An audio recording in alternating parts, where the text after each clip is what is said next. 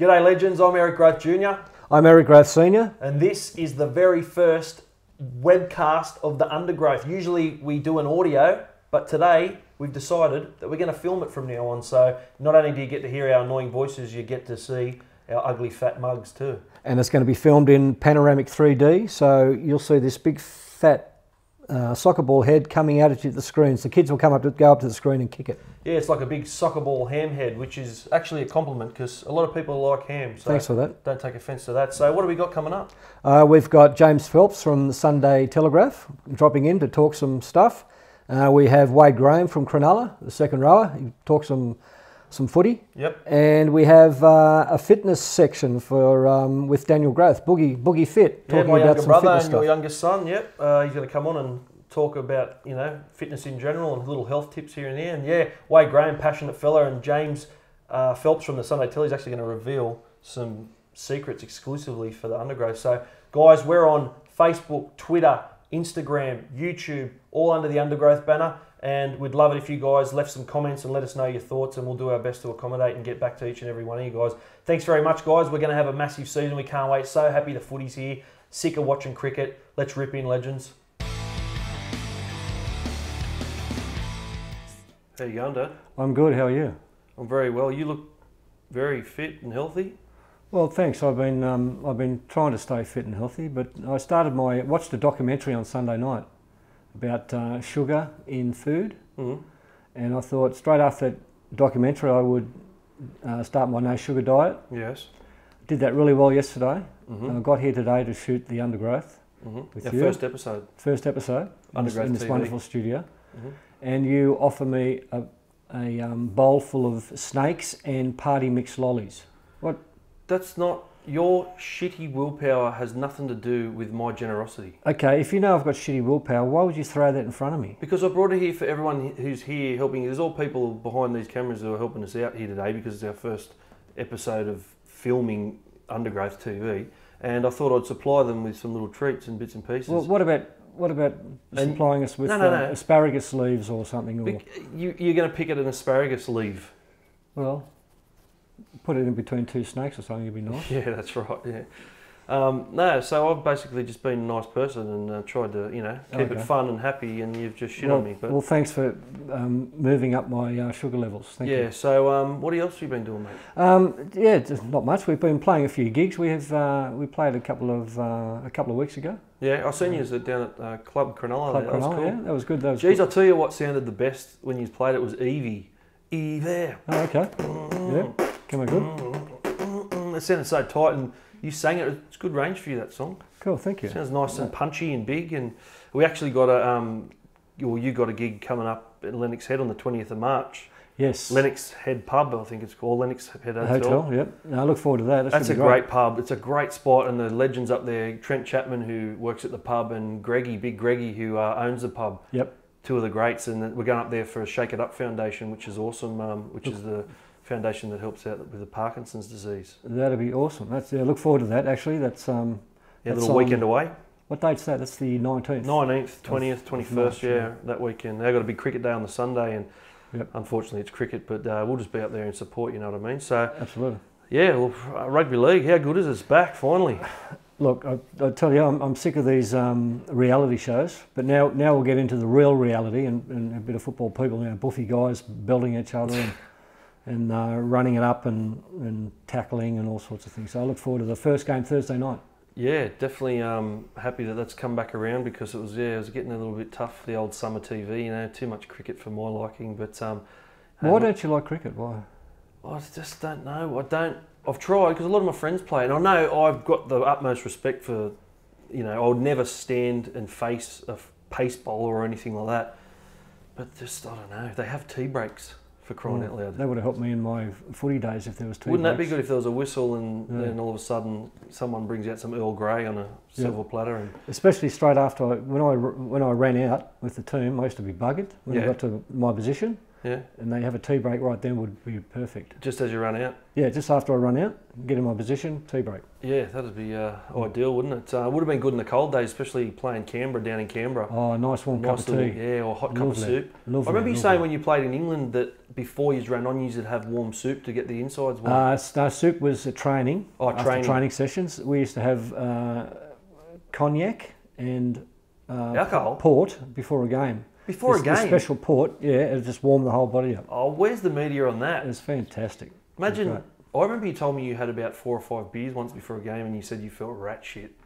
Well, yeah, I did. That was actually played against Canberra. Canberra were beating us 28-0 at half time. We won the game 32-28. And you had beers in the box before the game? Yep. Why the hell did you do that? Well, who invited me up to the box? I mean, you just don't go up to the box and have a lemonade, do you? So you're blaming me for supplying lollies for the crew here today and our friends, and that's my fault that you ate the lollies, and now it's their fault that you got invited to the box and you drank 5 schooners before you played a game of footy. The carbohydrates set in the second half and we cut loose.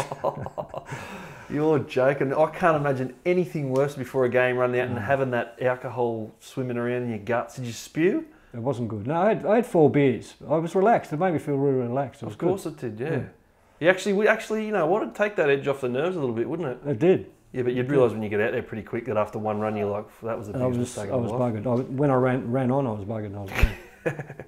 Yeah, so mate, what about Thursday night, Eels versus Broncos to kick off? How good have the Eels gone the pre-season? I know it's very early to call anything, but if they can just take that enthusiasm with them. It's a big shot in the arm for their confidence, isn't it? Well, they're going to need it too when they're playing a revenge-ridden Broncos outfit who are looking for revenge from the grand finalists. Runners up from last year, but my team, the Cowboys, should go good. Oh, you've always gone for them. Premiers, we're the premiers. Yeah. I don't know. Parramatta for mine, they've started the year off. You can't get any better for a start. They've got a great team on paper. The only probably thing that is a little bit scary is if they have a few injuries to some key players, touch wood that they don't, they could be in a little bit danger in terms of depth. But no, they look leaps and bounds ahead of what they've been over the last few years, and hopefully it'd be good to see them in the 8. You know, we've still got some good friends who play for that club, and what a great season ahead we've got. I'm super excited because, you know, we're still going to do the audio, obviously, for the people who like listening to us when they drive to work and they can't watch it. But how good is it now that they can just be a fly on the wall and actually watch us talk shit back and forth, so they can see our fat, ugly heads as well? Yeah, well, it's a much bigger process too on our end, isn't it, to get the video out there as well? But it's exciting. It's good fun. It's how media works these days. That's it, mate. The guys are here now. Adam Karmas, Peter Demovsky, they have dead set. Without them two, without Georgie Collius helping us with all the website stuff. Yeah, absolutely. And just across the board, our friends who are here helping us, couldn't have done it without them. And it's very daunting. I tell you what, I've got to give a special mention to Denon Kemp, who does the Locker Room podcast. He's paved the way. Yep. I remember I did a podcast with my friend Adrian Rainey back in 2013. We called it The Offense. And, we're just learning the ropes and, finding our feet. And then, you and I did our podcast, and then to see Denon take it that one step extra and start filming it, it made us think, this is what we got to do. So good on Denon for paving the way, mate. He's a pioneer, so to speak. So he's going great guns. Yeah, he's got a lot happening for him, and I'm actually part of his segment called Bloke in a Bar too, which is. I saw that. That's good. Yeah, it's good fun. Yeah, just go down to Low and Lofty's down the road there, and it's a bar. Do you have a couple of schooners before you start? Well, yeah, we're trying to kick off with a drink of some sort in the mornings, but try the port. A bit of port. Warms the body up. Yeah, it's a little bit early in the morning for that kind of thing, but. Anyway, I'm just excited to have this platform to talk about rugby league and to give our thoughts and opinions on life and have some very special guests coming on every week. Yeah, well, speaking of special guests, here's our first one. Well, we've got our first visitor in the Undergrowth studios here today, and it's the great James Phelps from the Sunday Telly. How you going, buddy? A little bit worried, actually, sitting with you blokes on a lounge and the red backdrop, and I don't really know what I'm in for. It looks a little bit like a strip club, doesn't it? A little bit. Yeah, it's got that feel, but yeah. Oh, lacking the women. You'd know, mate. You'd know. Yeah. So, mate, come on, what's some hot topics? Give us some gossip. Give us some stuff that's going to go viral and get us a heap of hits. Well, I think the first thing we've got to talk about is Mitchell Pearce. Obviously, the big news is he's back in the country and he's faced the media. It was pretty pretty full on what he had to do. He rolled straight off the plane, was confronted by the whole press, organised by the club, and the next day they rolled him out for one-on-one interviews with pretty much everyone that had a media card in Australia. But today, a bit of news came out, and that is it looks like they're getting ready to play him for next week. They've set it up, so they've said that the penalty he's already suffered already. He's missed 2 months worth of training. He missed the World Club stuff. He missed the nines, and he's going to miss the South Class. So he suffered missing 4 weeks of pre-season. Well, it wouldn't sound like a punishment for you. You hated pre-season. Sounds like a bloody dream to me. But it looks like everything they've done has paved the way for him to go out and play football again the week after next. He mightn't suffer an NRL penalty, just one game. I mean, what do you guys think about that? Yeah, well, that's one game. Yeah, geez, I probably expected a lot more. Yeah, just because in terms of the NRL being a brand and they have to kind of, I guess, prove to the world that they're not condoning that type of behaviour and they're going to bring harsh penalties for anyone who goes out and gets pissed off their face kind of thing. But to me, the whole thing's been blown way out of proportion. I've said that from the start. I don't know. I just look at it and see it for what it is. And there's 4 points in the video that he's getting pinpointed for, and for me, 3 of them aren't that bad. The worst thing I feel like was that the dog looked a bit scared. And as I said on another show earlier I do with Den and Kemp, if it was a Rottweiler, I don't think anyone would give a shit. But I'm glad he's okay because he's a bloody good person. You know Mitchell well. He's a good person. He's like a really, really good human being. He goes out of his way to always say hello. I don't know him particularly well, but he's just one of them guys who just always goes out of his way to say good day, always talking to kids, always signing autographs. Nothing's ever hassle for him, always very pleasant, well-spoken, well-mannered. And he's just stuffed up and they're just grilling him. He was in a private frigging place for them. The thing is, this is what the Roosters want. Of course they want him back on the field, but it's not to say that the NRL's not going to come over the top and say, no mate, sorry, 6 months, off you go.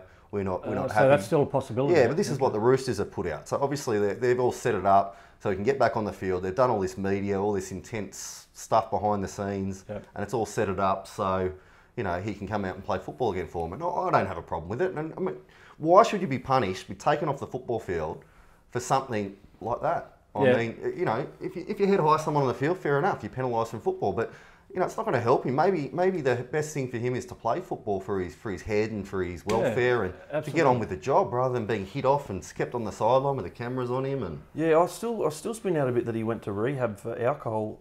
He's not an alcoholic. He doesn't drink often. It's just when he does, he's not great on it, which a lot of people aren't. But he's been busted. That's satisfying the NRL. They put him in this thing to say, look, it's like when you get done drink driving, you go and do the driver's offenders course before you go to court, then you apply for the Section 10, and the magistrate goes, well done, bud. You've taken some positive action there. We'll give you your licence back. It was a nice looking place too. I wouldn't mind going there for a holiday. Nice looking Send bar. you off the rehab.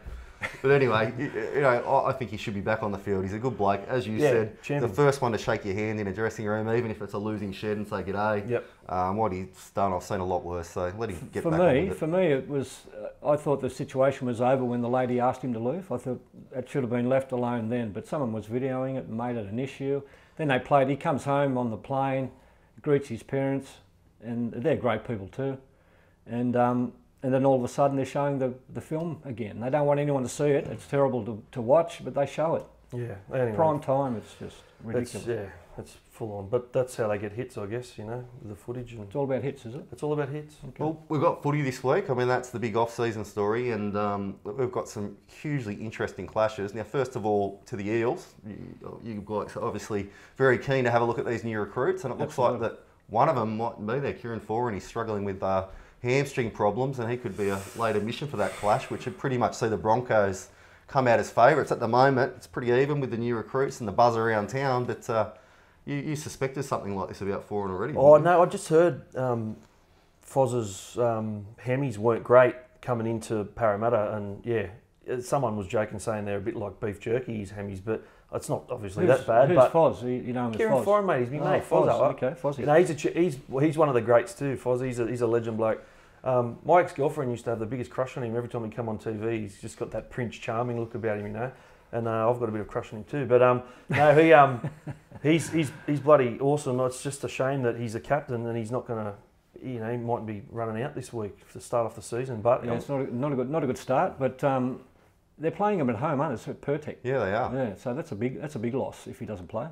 They're rolling out Jennings, they're rolling out Beau Scott. I mean, what do you think of this Eels side? I mean, a lot of people are getting excited, saying this could be the year that they crack through. Absolutely. It all came together pretty quick too, all these signings, and it's come together. On paper, they look fantastic. Yeah, the only problem is, I guess, if there's injuries, and now Kieran Foran's injured, like, you know, what shuffle do they do? And in the future, if there's any other injuries, you know, not everyone's going to play 26 games this year or 24 games this year. No. So it's pretty tough to... It's been a while for the Eels fan. You were part of that one in 1954, weren't you? Yes, close to that, yeah. What was it, 81, 82, 83? Yeah, and... Or 80, 81, 82? 81, 82, 83, 86. Yeah. I don't add the fourth one. Yeah, sorry. But, and we just got beaten in the 85 too. Did you get rings? No. No, we got a six-pack of beer and had on the back. They should send you all rings. Anyone who's won a premiership, you just sit there with your bling it off. Ray Price has been an advocate for getting the rings organised for all premiership winners at Parramatta, but we just got these Winfield Cup medallions. Oh, yeah, yep. So there's moves underway for the old boys to get some premiership rings retrospectively. Sorry, say again? There's moves underway for the old boys to get premiership rings. Ray Price has been an advocate for that and trying to, when the Royce Bagnolo was part of the situation there at Parramatta, Ray was really trying to push that fact that anyone that was in a premiership winning team for Parramatta gets a ring. So it's a good idea. What a great idea. That's a great idea. Fans would be behind that, and surely some of those membership fees could be going behind to celebrate the blokes that actually... Do most clubs do rings now? Is that what they do? Well, they get them now. That's an NRL deal that they have. They recently changed jewellers, but that's provided by a sponsor, and the premiership team get the rings. But that only came in... What, 2002 maybe? Yeah, I don't know. Okay. It's a recent initiative, but obviously followed by the NFL. But for the old boys to get one, I mean. Yeah, I reckon that should be the way, definitely. Yeah. So the trophy cabinet might be unlocked this year. I don't think I'd probably wear one out in public, but would you? Why not? It's just a piece of pretty jewellery. I don't like putting pretty little hand. I don't like putting watches on and. Yeah, I don't like it too. Yeah, that's where I get that from. I hate wearing shit, like anything, just weight and metal. I don't mind wearing ink. Clothes. Yeah, well, that's probably a mistake I've made in my life. I probably should have listened to my parents before I did all that. I told you to go and get them, didn't I? Yeah, actually, you said you were going to get one on your head, and you kept a straight face when you were saying. I don't know if you were bullshitting me or not. How old was I? How old were you? I don't know. How old are you? How old were you when you had me? 20. 20. And Mum was 19. Yeah, nearly. Nearly 19. No, she was nearly 20. What a tart. I want to talk a little bit about this, boys. One of the other things that I find interesting is I went to the Bulldogs trial game earlier this year, and sitting there looking at the Peter Moore scoreboard, and there young Ben Anderson, who's Chris's son, walks past, shakes my hand, and he's just been given the job as the under-20s NYC coach. And how good's that? It's the Moore dynasty continuing. I mean, we haven't had a Moore there since Kevin Moore was sacked in 2011. Yeah. Now we've got another one there. We've got this family club again with an Anderson there. And I was thinking, wait, we've got Eric Grothe Sr., we've got Eric Grothe Jr.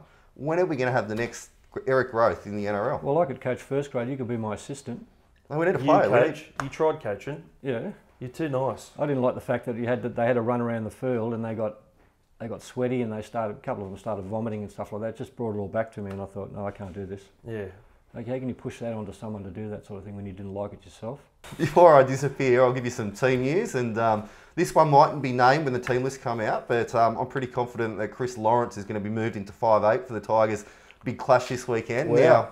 Now, Robbie Farah's out, so there's some conjecture about the hooker spot. I hear they're going to put Little Horn in there, and he'll be playing hooker. And we'll have Chris Lawrence at 5'8", and then they'll swap that around at half-time and bring Cherrington into the hooker role, shift the other bloke back to 5'8", and Lawrence will go back into the forwards. But JT's a bit worried about the size of Cherrington. He doesn't want him in that initial big stuff, so he's going to keep him out. Okay. When they're a bit fatigued getting on there. It's a pretty big experiment. Like Chrissy's not getting any younger. Yeah, but you know what? It's kind of smart too. I actually don't know how good he is a passer of the football, but he's definitely got that. He's got that bigger, tougher kind of 5'8" style, a la Trent Barrett a little bit. A bit surely powerful. He can pass better than a winger. Well, mate, hey, I'll have you know that Brian Smith said I was the best passer in the club in 2004. Because before training, we'd have to do so many passes left and right, and I just started nailing them.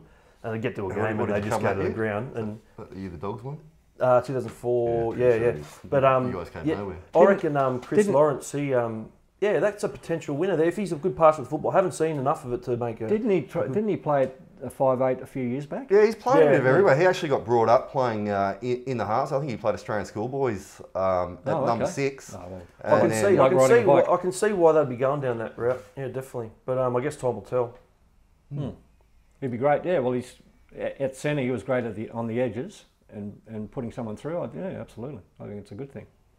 Well, there you go. What else? Anything else, mate? Oh, actually, there is one other little item that I've stumbled across. A bit of talk coming out of the season launches last week, where all the top end of town got together and clicked their champagne bottles and had a beer. But the news is, or the word is, that we're close to finally getting an NRL CEO announced. It's been 6 months since Dave Smith sort of told us he wasn't going to be around, which is quite mind-blowing, really, when you think about it. That we've to be honest, I never noticed. Really? Well, that's what a lot of people are saying, that maybe we don't need a CEO. It's been run better than ever. But I have been told, everyone thinks it's going to be Greenberg, but I've been told that it's actually going to be an outsider. So wow. Well, it's going to be a non-football Greenberg will be a person. natural progression, wouldn't it? I think so. I mean, if we're looking for a rugby league person. He's a smart fella, and well-liked. Yeah, well-liked and well-respected, and just has that good level head, you know. He knows, even when all the shit's going down, he's just got that.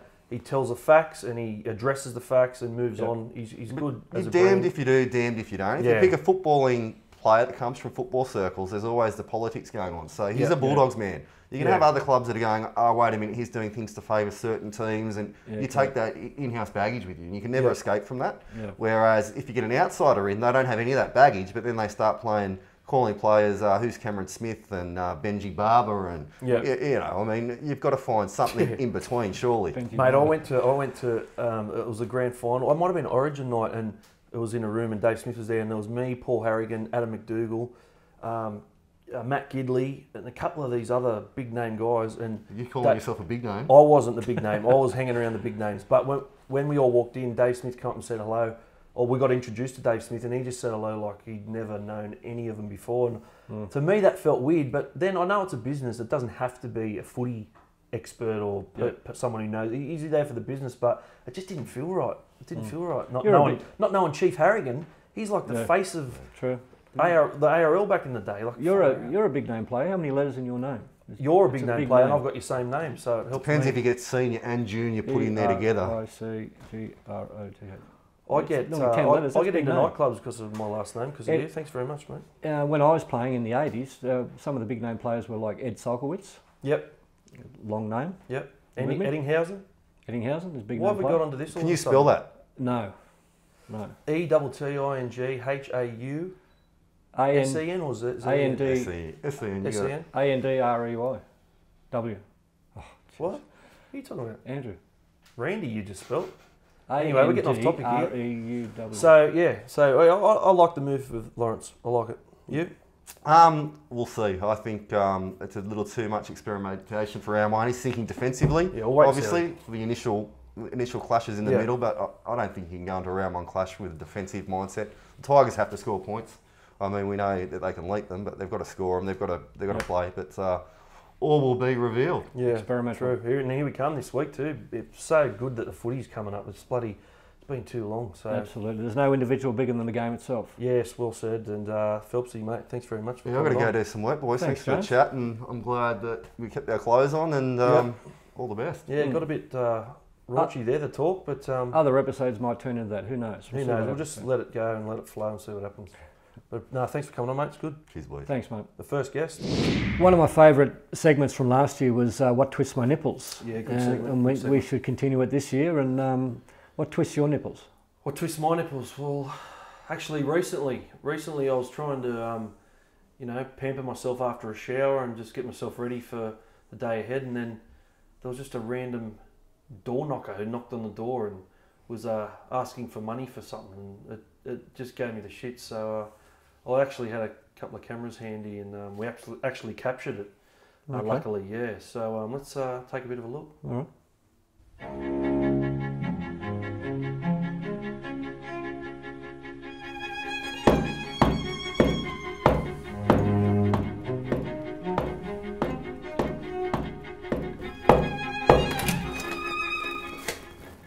Hello?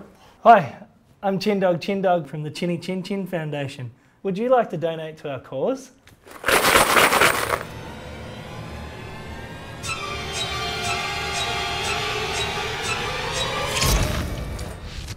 What about your toes at the end of that? Smashed him. It looked like a fist. Yeah, the karate curl. No, that was made by Adam Karmas, actually, who's helping us out with the webcast today. Yeah, bit of a genius with the way he edits and captures stuff. But yeah, we just had the cameras here one day and we're mucking around, and yeah, we were talking about how door knockers and that can give you the shits, and yeah, he come up with that little skit there. But that was my roommate in there, actually, John Olzard. It was his first time he's ever really acted, like in front of a camera. So he kept doing this American accent because he loves Will Ferrell. So he felt like that if he was on camera for some reason, he had to do Will Ferrell's accent. Yeah, okay. And he couldn't get his head around not doing an accent. So after about the 45th time, he finally got, a bit of a normal accent happening, and we finally got to do it. But no, it was a bit of fun. But yeah, no, door knockers, they really do get on my twist my nipples. Well, it looks like it. Well, it's already been a big first day on the Undergrowth, hasn't it, Father? It has, yeah. It's been fantastic. Well, it's going to get bigger because I've got one of my good friends and unbelievable rugby league artist, Wade Graham. Thanks for joining us in the Undergrowth studios, mate. Artist, thanks a lot. Artist. Thanks for having me here, boys. It's good to be here. It's about time footballers got recognised as artists, I think. There's a lot going on. I've never heard it put it that way. Yeah, well, you've been called a bullshit artist, but that's true. I can't argue that. Can't dispute that. How you going, mate? Yeah, I'm good. Like everyone else, looking forward to the season. Not long now this week. How's the rig going? Yeah, it's good. I've had a good pre-season. I actually got stuck in Bali at the end of last year. Yeah, on purpose? Yeah, or? on purpose. But I heard you at the bottom of the volcano pushing it and that trying to it up, yeah. So I missed the first week in a bit of pre-season, which shortened it up before Christmas, which actually I feel better for it probably. Just come in and really knock the work out before Christmas. Because how old are you now? I'm 25. Shit, you're still so young. It's like he's been around for years. Yeah, he's got that old school mentality and that tough kind of 80s vibe about him, old Wade, eh? Especially on a Tuesday arvo down at Caringbah Pub, having a couple of bets and a couple of skewies. Frequent Caringbah. I have to keep my eye out now. Fano knows the hideout, so he pops in every now and then. Oh, does he? Yeah, actually I've seen him up there. Yeah. He doesn't live too far away, so when he used to live out at Bengal, I used to be fine, but now he's moved into the Cronulla. He's local now. He to change your watering hole, mate. Yeah. I've got a few up my sleeve, so. Have you? Yeah, little sneaky ones? Yeah. Yeah, just text them to me later. Oh, mate, so your rig's all right and, decent pre-season. You did most of the training. When I was there, I remember you missed a lot of the training, but you're saying that you've done most of the training now. You feel heaps better going into the season? Yeah, I think it would have been an injury that kept me on the sideline when you were there. Yep. But, touch wood, the last couple of seasons have been pretty good. I've got a couple good pre-seasons, and like most footballers know, your pre-seasons where you put all your work in, that's your base for the year. So if you tend to have a good pre-season, it puts you in good stead for the year. But I'm glad pre-season's done now. And was it one of the tougher ones? It wasn't too bad. Last year was pretty tough because we had all the new trainers in and that. Yeah. It took a lot of time to get used to their drills and how they wanted things done. But this year was a lot smoother. 18 months down the track that we all used to what they expect from us, and we managed to get through pre-season a lot better. Wade, what's the worst injury you've had? You've had some shoulder problems? Or? Yeah, I've had my shoulder problem. I broke my collarbone through my AC, which after surgery it was about 12 weeks. No wonder the way you friggin' whacked me. I've been on the end of a couple of these I had a couple of surgeries on my foot, just cut broken bones. Yep. They've opened me up and cleaned me out, but apart from that, I've been pretty good. So your knees are okay? Knees are okay at the minute. Hopefully, Guru keeps bringing up my old age. They might get there one day, but at the moment I'm travelling all right, and I'm feeling good for the season. You were born and bred in Blacktown? Yep. A tough area you remember much of that time? Yeah, it was a good. I loved the way I grew up. Grew up in Blacktown. A lot of great memories. A lot of good friends who I'm still friends with to this day. At Blacktown City, probably. Much like your two boys themselves, playing footy out there, always with the mates, riding push bikes. Similar childhood, I imagine, to Eric and Daniel. Blacktown City, when I played for Eaglevale from out Campbelltown, they were our arch nemesis. We never met them before. We come to this knockout. One of their players, he had a problem where he grew too early. He had a beard, 10 years old. He had a full-on goatee, and all his cousins and brothers on the sideline were just monsters. And I remember, I dead set scored 2 tries off the kick-off out of pure fear of that bloke tackling me. I remember after it was a big all-in brawl, and it was like men playing against kids. Fuck, I was scared of that shit. Who were you fighting in the all-in brawl? Not the big No one. I was like, we had one big tough guy. I was just pushing him in. And I was look after, mate. I was a little prepubescent little punts. That's why I smacked you all the time. Yeah. 17 you were called up to first grade at Penrith. And you were still going to school at that stage, weren't you? Yeah, I was. So that was a big moment for you. Yeah, it was a big moment for me. I think it came being older now and a bit more experienced and looking back. It was way before my time when I debuted. It was just a combination of things.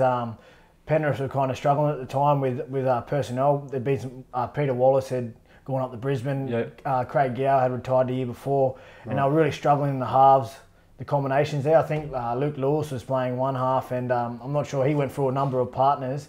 And then on top of that, we had a really good under-20s team.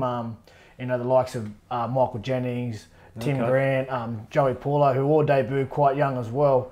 So the way we were playing the 20s and the fact that the first grade was struggling a bit, they sort of were looking at the kids to put in, and it was just a matter of right sport, right time. It's a bit early. And I was in there, but looking back, it was certainly one of the biggest achievements I've had so far. 17, mate, that's massive. So you were at school. When did you get the call? Like, there wasn't even mobile. Was there mobile phones? Yeah, there was. I just can't. No iPhones. I think I was still rolling with Nokia. Nokia 3310. Yeah, that's the one. The old brick. Just in the pre-season, I'd been training with the 20 squad, and every now and again, when the first grade needed some players to come up, I'd jump in and train with them. Guys like me, Lockie Coote, Masadi Sefa, and then just throughout the year, it just continued. And then the week before I debuted, I got called in to train with them again, and I just was with the squad, 18th man, 19th man, and then who's coach? Matty Elliott was coach. Oh yeah. And then the next week, early in the week, they told me I was playing, so it was like 17.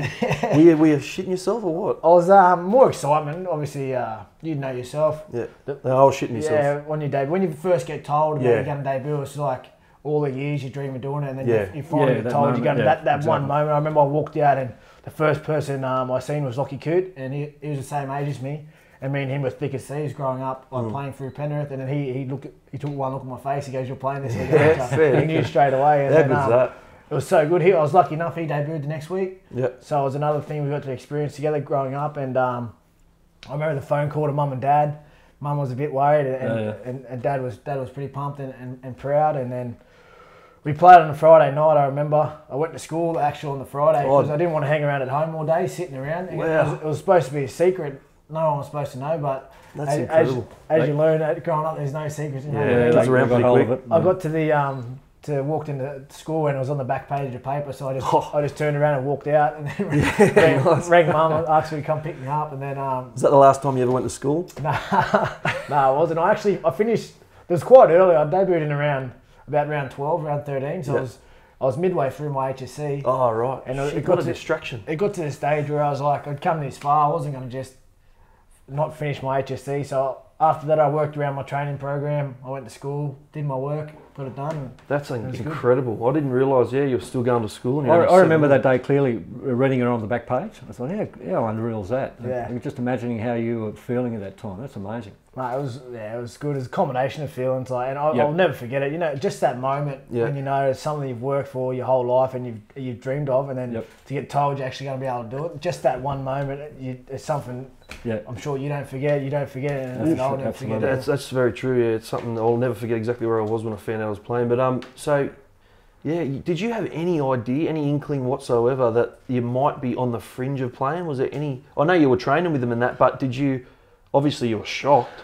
Yeah, it was crazy. But back then, when you're a kid, when you're a kid, you're fearless. You have no fear. And then growing up, you start thinking more when you get older, don't you? Growing up in Penrith, we'd always been traditionally strong in the juniors. We'd won Harold Matthews and SG Ball, and we'd won the last year of the Jersey Flag. Me and Lockie Coote were both playing in that team, and I was only 16 in the flag back then, which was 20. Yep. And he was the same. And at that stage, there's nothing you think you can't do. It's so true. You're just fearless, aren't you? Yeah, and then it was sort of just as it came. We trained throughout the next year. The pre-season rolled in. We were getting ready for the 20s. And you stayed on from then after that game? Yeah, I played the rest of that season, and then what did I do? I hurt my knee actually in about round 20. So I played 8 games in my debut year, and then I hurt my knee, didn't play, and then in my second year I played I think 22 games, and then after that it was really.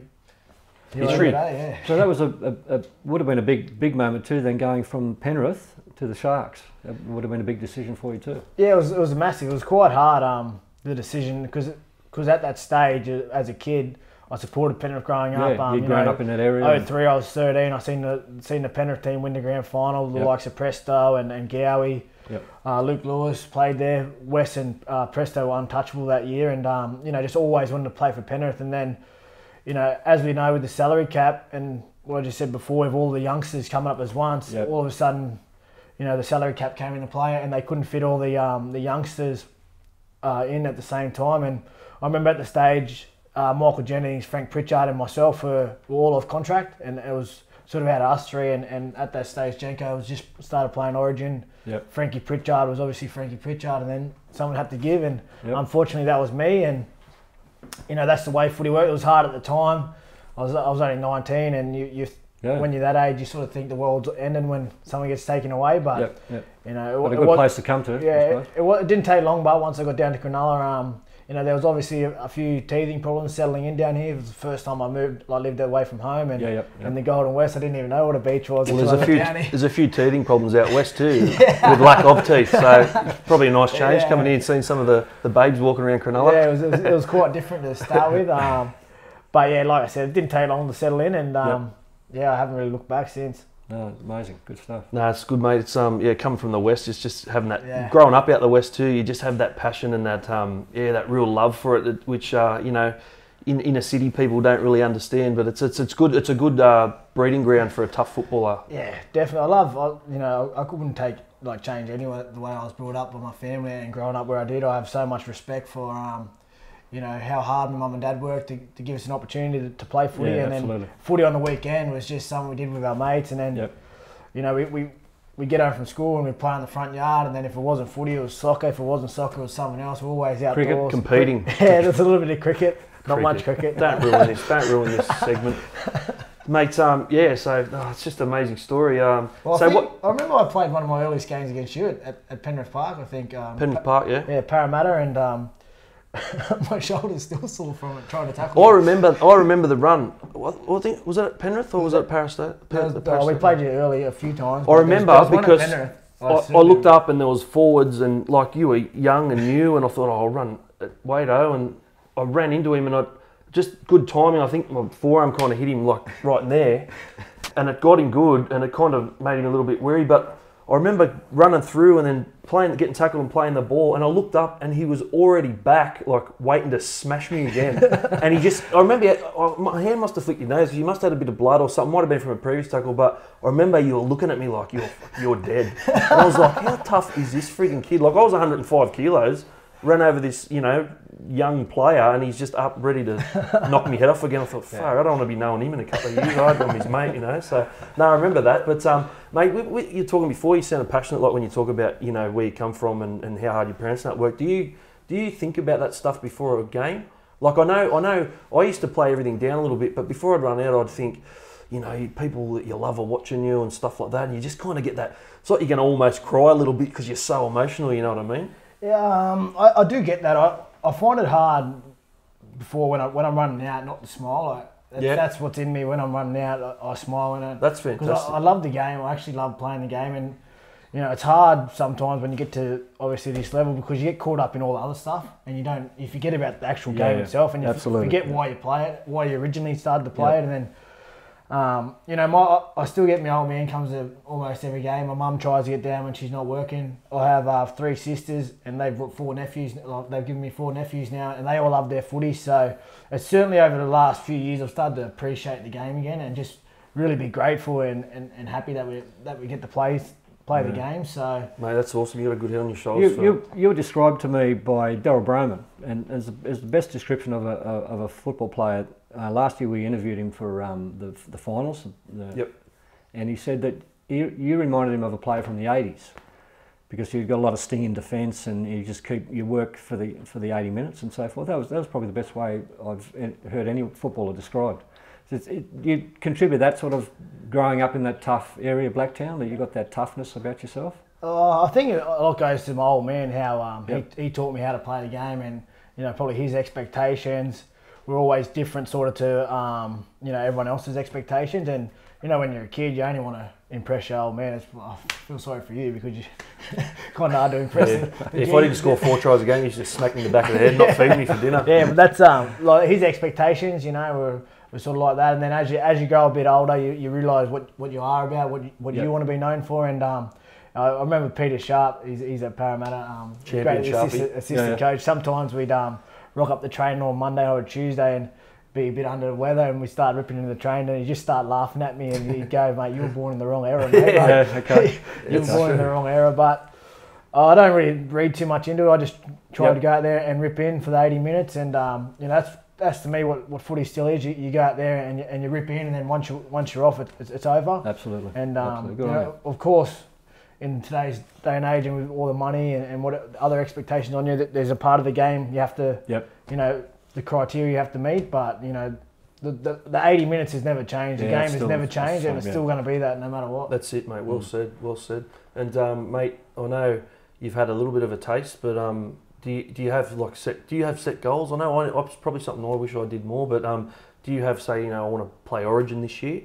Yeah, I think probably over last season and moving on, there was a before that, with all the ASADA stuff going on, we haven't really talked about it at Cronulla.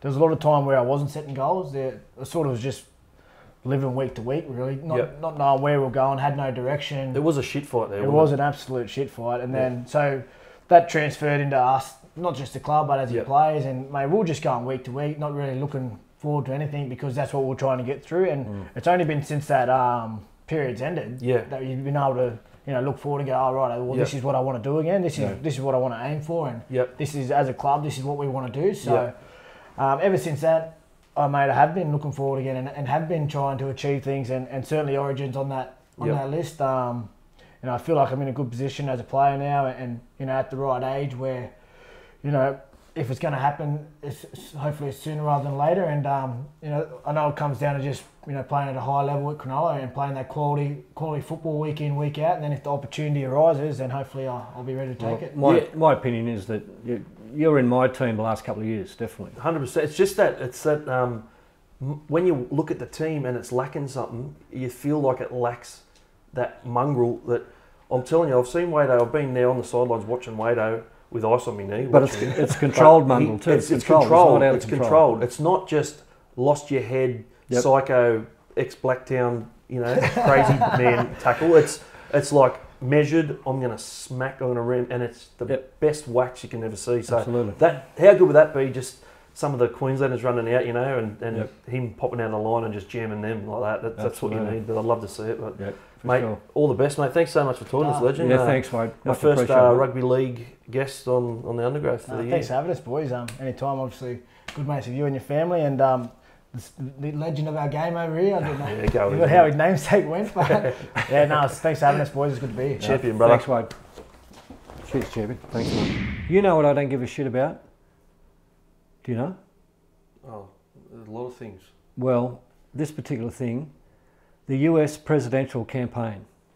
Yeah, you over it? I'm just completely over it. You know, it lasts for 2 years, is that correct? Leading up to the 2 years. They're in office for 4 years, is that correct? And then they're campaigning for 2 years to oust the it's just like a big long-running TV drama series, isn't it?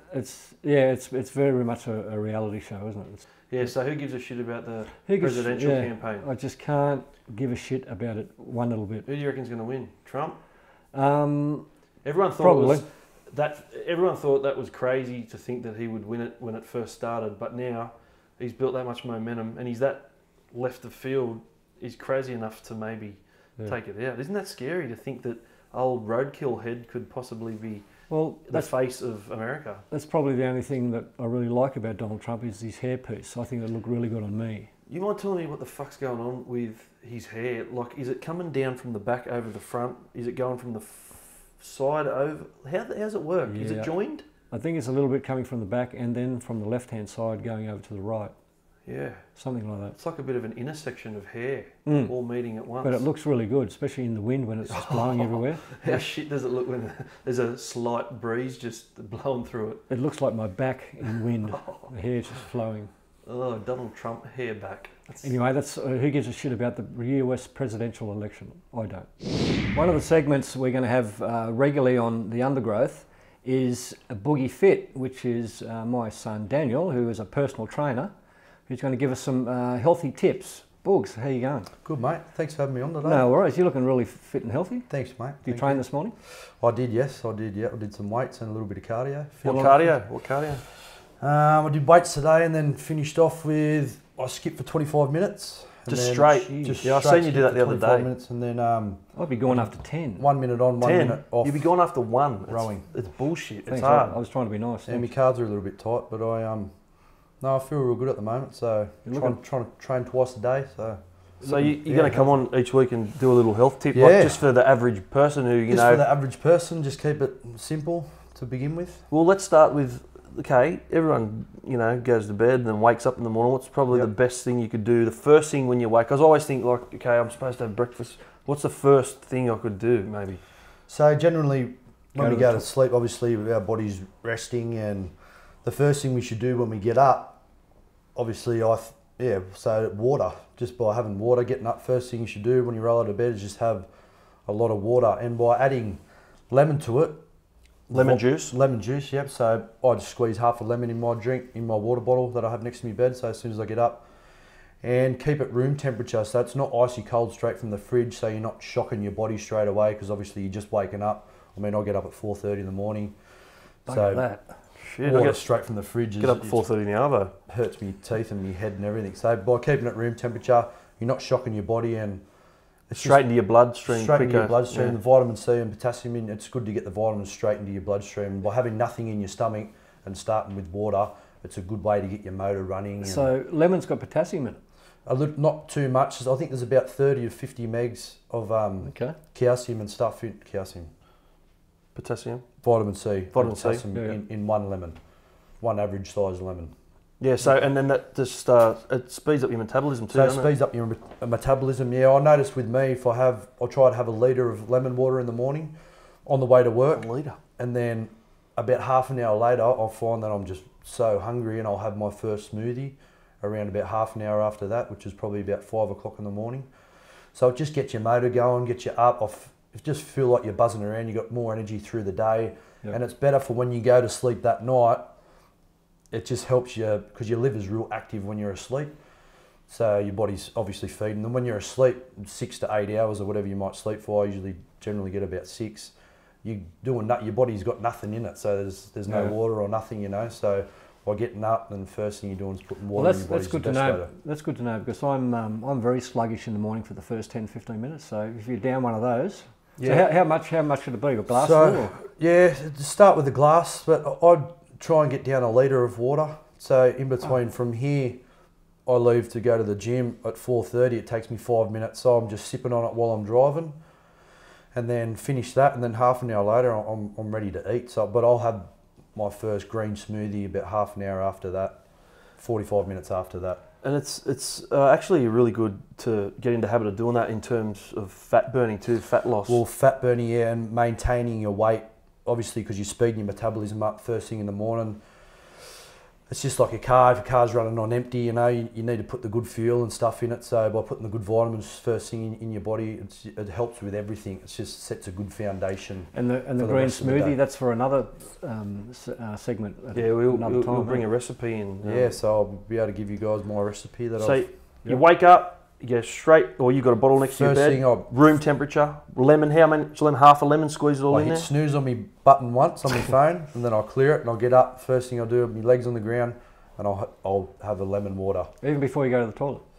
Even before I go to the toilet. Yep. Okay. And what about and it becomes habit. So I've been doing it for since the start of the year, and it's just habit now. So I need it when I get up, and I just feel that much better. My eyes are water. You feel fresh, eh? Is that lemon zesty freshness about it? And you feel it. You can feel it work in your stomach and all your, because it goes through your liver and that, and it just sets all your stomach acids in the right frame. And you feel like you're trimmer after a few weeks of doing it. I do. Yeah, definitely. And it's just in room temperature too. Water. If you can have it warm, it's probably better for your body, because inside your body's warm, obviously, and putting cold water, it's just a big shock to your system. So by having it room temperature, or if you can a little bit warmer, the benefits are better. There you go. It's a good tip, eh? So everyone, drink lemon And better juice for in your your water. skin. My skin's never been better. Haven't had a pimple. Yeah, they since say the it's good start for of the your year. skin. Well, it's your biggest organ. If your skin's looking good, that means your insides are doing well. So it's a reflection of what's going on inside your body. The skin on me is not my biggest organ. But anyway, that's another... Well, vitamin C is needed for collagen production. So Yeah, there you go. Collagen.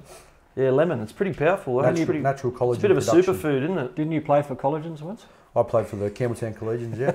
Under 15s won the comp. Thanks for coming. Right. Campbelltown Collagens. They had some good cheerleaders, lots of collagen. And no, thanks, mate. That's good. So you'll be on next week as well, and I'll be on next week, yeah. bring on something new for the Smoothie. people of the world. Something different. What you put in the smoothie? Well, if you guys throw this up and then I'll share it, and then in the comments I can put my recipe there for people to see if that would be easier. Cool. Yep, cool. Absolutely. Nice stuff. social media networking. Well, there you go. Boogs. Thanks for Boogie having Fit. Boogie Fit. Thanks, Paul. Thanks for having me. Thanks for coming along. Thanks for letting us use your pad. You know, back in my day, because footy's kicking off this Thursday, back in my day, not so much me, but players, forwards, were wearing high ankle boots. Well, I'll show you with my thumb. Right? The foot would go into there, obviously, and the leather part of the back of the shoe would cover the ankle right around the ankle. You reckon that was a waste of time or what? Yeah, absolutely. Yeah. Yeah, it was. So, I'm not sure where that design came from and why it sort of why they had to be that high. I thought they probably thought being in scrums, they get kicked a fair bit in scrums, and there was a bit of coverage there for was that it sort of. supposed to be a support thing? Yeah. Actually, Todd Carney's got a pair of boots, and it goes up past the ankle. It's like a sock. It's like a tight, hard sock. He plays in it.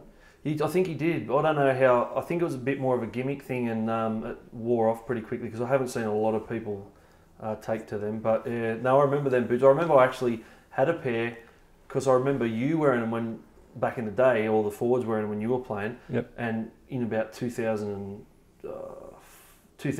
when I was at Para, I actually had a pair that were a little bit high, and I wore them up to the training field, and straight away Nathan Hindmarsh just went, "What the hell have you got on your feet?" And that was it. Never wore them again. Did he say hell or? There was some other words said there, but they were real heavy and sluggish. They were just like blocks of cement. So well, these ones the forwards used to wear. I remember them. That Ray Price used to wear them. Yeah. And they used to come about halfway up the shin. Were they Adidas? I'm not sure, but they had the longest studs you've ever seen. And they just run over the top of you, just cut the shit out of you.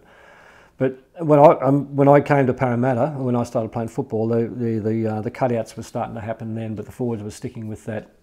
So back in my day, we had the coverage there, and people thought it would help the stability of the ankle, but I don't think it ever worked. No, it just slowed people down more than anything, I reckon. Yeah. It was more leather, more boot. Well, it was heavy, especially in the mud and the rain. And stuff. But you know, as the years went on, the boots got faster and faster and more sleek and UFO looking kind of things. And but yeah, I remember one pair I had there once. It had no laces. You just sucked your foot in, like slipped it in there. It kind of sucked around your foot. Yep. And what brand was that? I can't remember. But they they were super light. They just looked a little bit too flashy for me. I was trying to keep it old school a little bit, so it wasn't my go. But yeah, rugby league, eh?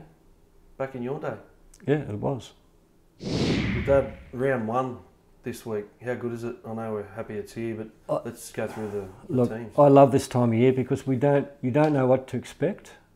You don't know. I mean, there's been some trial matches. There's been the nines and stuff like that, but you don't really know how teams are going to go until the first 4 rounds. You get an idea how they're travelling. So to try and pick winners is difficult but exciting. It is, yeah. It's funny because everyone seems like they think they know about how each team's going to go, and really everyone's just guessing. They give enough information and show enough footage of trial matches and things for you to have a kind of a guess how people look like they're going to start the season, but someone who's lost both trials, which we've done before when I was playing, come out and absolutely blow the round one opponent completely off the park. And I've been in teams where we've won both trials, come on and get our arse handed to us. Something that's never changed in rugby league, and that is the fact that trial form means nothing. Yeah, that's very true. Isn't that true? That's been like that throughout, even before your day. Yeah, no, so we've got Eels and Broncos up first, Pertac Stadium on Thursday night. What a way to kick off the season. Absolutely. Unbelievable. What are your thoughts? The teams on paper look fantastic, and if those teams run up against each other, this is going to be a hard game to pick. Parramatta's and Broncos games are historically very close. Yep. So it's going to be hard to pick, but I'm going for the Eels. Yeah, you're right about it being historically pretty close matchups. I remember our record against the Broncos, even up at Suncorp, throughout all those years I played for Para, we did really well against them, and they were often the bigwigs, you know what I mean? And we were just kind of, you know, like little boys playing men a lot of the time, especially in the early 2000s there. But yeah, we had a great record against them, but I don't know, Broncos a little bit bitter from losing the grand finals, kicking off the season with runners up. Yeah, all the trials are out the way now. Everyone's okay, and yeah, it's I don't know. I'm actually going to tip. I'm going to tip the Broncos to win this one. Yeah, you would, wouldn't you? No, well, I want the Eels to win it. I do, because I really reckon if the Eels can win the first few games, their season's going to be massive. And obviously, hopefully, Kieran Foran's playing, but. Yeah, if not, that's a massive blow to them. But I guess nothing's changed since the audio. It's like pulling teeth, asking you who's going to win. Yes, that's a fair call. I understand. Yeah, look, I'm gonna tip the Broncos. My head says Broncos, but I'm hoping the Eels win. So I hope I'm wrong on this one. Okay. Sea Eagles and the Bulldogs. That's a big matchup. What a great. Well, every game just about is a great matchup. Good matchup. Yeah, this will be a hard one. Brookvale Oval, Manly. It's be interesting to see how Manly goes with Trent Barrett at the helm. Yeah, young, fresh coach. He's got a good football. And friendship relationship with the players. He keeps it very astute coach, and he talks well when he gets interviewed. He's very good. Yeah, I've heard nothing but good reports, especially from the Manly players, saying they're really enjoying having him around. You know, not to take anything away from the last coach, but just a fresh start and a new direction. So I'm going to tip the Sea Eagles. Hang on, I'll just pull my tooth out. Yeah, that means you've got two left. I'm picking Manly because it's at Brookvale. Yeah. The Fortress, and hopefully they remain at Brookvale, which they are. They've signed that new contract, and they keep it called Brookvale Oval because it'd sound weird something else. For me, Pertac Parramatta Stadium sounds a little bit weird. I know Pertac's a great sponsor and a brand and all that, but absolutely, it's just Parramatta Stadium in my head. We've got Raiders and Panthers down at that GIO Stadium. Well, it's a good way of getting. It's a good way of getting. Playing the Raiders at this time of year down there because it's still warm, it's not cold. It's better to get them at the start of the season than halfway through when it's freezing cold down there. It's a hard place to go down there. That's one of the worst trips you used to hate going down there to play, I know. I hate it, and you weren't allowed to mention the cold, otherwise you got a fine and you get extra training. It was just a nightmare. I used to go and put my head in my pillow and just say, I fucking hate this place. When it was freezing cold, the wind down there, and they're always ready for you, and they always bloody give us a good smacking. Yeah, the sting in the tackles is when it's cold. It's down there. But anyway, it's not cold. It's going to be warm. So, but I think GIO Stadium. I think the Raiders will be too strong for the Panthers. You've picked all home teams thus far. That's probably a smart thing to do with first round. Yeah, that's not a bad call actually. That's not a bad call at all. Yeah, look, I'm gonna go with the Panthers on this one. I think that they've got a lot to prove. With the new coach, and I just feel like they are in good stead. In good stead for a round one win. Then we got Tigers and Warriors at Campbelltown Stadium. That'll be an interesting one with Chris Lawrence maybe playing at 5'8". Yeah. So the Warriors, with Roger Tuivasa-Sheck, Jeff Robson, Sean Johnson obviously still at 5'8" there, and Isaac Luke at hooker. That's on paper looks very damaging, but that Warriors either hot or cold kind of mentality that they take into games sometimes. I'm still going to tip the Warriors. Okay. Well, I'm going to tip the Warriors too. Yeah, I think they're with those players that you just mentioned. I think they're going to have a different attitude when they're away from their home, New Zealand. So Warriors for mine. And we've got Cowboys and Sharks at 1300 Small Stadium. Now the reigning premier's taken on a pretty impressive Sharkies outfit, and speaking of Wade Graham, sounds like they're in a good frame of mind for a semi-final berth this year. Yeah, well, I'm a little bit concerned about this game because I'm a Cowboy supporter, as you know. Oh, yeah. We won the comp last year. Yeah, that's right. And I remember this corresponding game last year, but it was in the finals. Yeah. The Cowboys smacked Cronulla. Yeah, they did. But you know what? Previously, the Sharkies have got a great record against them. Well, so I'll just leave you with that thought. Okay, well that's just completely bugging me up, yeah. So who are you tipping? I'm tipping the Cowboys, just. Okay, I'm going to tip the Cowboys now that Wade Graham's left the building, and Oh. I just think that they're running hot from last year. You were all over him at that interview, saying how good everything was, and now full you're of going shit. against him. That's I'm full of shit. disgusting. All right, so we're both taking the Cowboys there. Oh, Yep. Well, it'd be good to see the Sharks win. Anyway, Roosters, Rabbitohs. I'm going to say the Roosters for mine. I know Sam Burgess back for the Rabbitohs, but yeah, from just what I've seen in that Challenge Cup game, they're looking special. Yeah, it's trial form for me. True. I'm not listening to it. I think South will bounce back simply for the fact that he's back there. Sammy, Big Sammy. Slam and Sam. He's a champion, and all the Burgess boys are legends. Titans, Knights.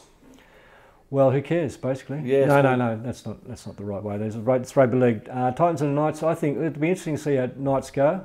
Yeah, with Nathan Nathan Brown. I'll say Brown. it again because it might be bad to say who cares. Yeah, true. Okay.